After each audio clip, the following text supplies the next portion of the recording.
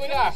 We zijn op de Pollepop en we zitten een leuk feestje voor mij te zien. Spectaculair optreden, dus 7 op schaal van rechten, Montana's, Frysk en de Pollepop. Ik kom hier om goede muziek te horen en een leuke tijd te hebben.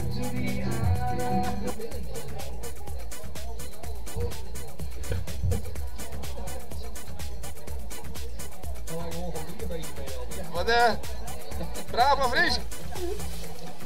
Top man. Oh my god. Wat zie je? Dat is die kutcamera. Wat zie je? Oké.